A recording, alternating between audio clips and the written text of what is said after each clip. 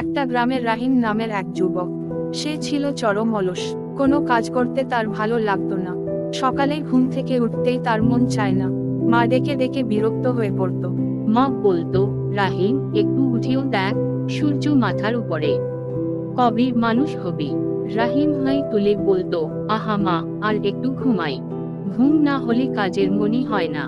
পড়াশোনা, কাজকর্ম কিছুতেই তার আগ্রহ ছিল না। গ্রামের লোকেরা সবাই তাকে অলস রাহিম বলেই ডাকতো। একদিন তার বন্ধু কামাল বলল, তুই চাইলে অনেক কিছু করতে পারিস রে, কিন্তু তোর তো লড়ারই ইচ্ছা নাই। রাহিম তখন হেসে বলল, যা হওয়ার হবে, আমার আলসেমি আমার সুখ। এভাবে দিন চলতে থাকলো। একদিন গ্রামে খরার কারণে খাদ্য সংকট দেখা দিল। সবাই মিলে মাঠে কাজ করতে লাগলো, কিন্তু রাহিম কিছুই করলো না। অবশেষে খাবার ফুরিয়ে গেল।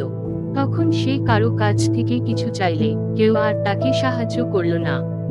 অলস রাহিম সেই দিন বুঝলো, আলসেমি তাকে কিছুই দেয়নি, বরং অভাব আর লজ্জা এনে দিয়েছে। এরপর সে বদলে যাওয়ার সিদ্ধান্ত নিল। পরদিন ভোরেই সে মাঠে গেল, কৃষকদের সঙ্গে কাজ শুরু করলো। ধীরে ধীরে সে পরিশ্রমী হয়ে উঠল। গ্রামের সবাই অবাক হয়ে গেল। আগে যাকে অলস রাহিম বলা হতো, এখন সবাই তাকে বলে পরিশ্রমী রাহিম। এরকম মজার ভিডিও পেতে চ্যানেলটা সাবস্ক্রাইব করে দিন।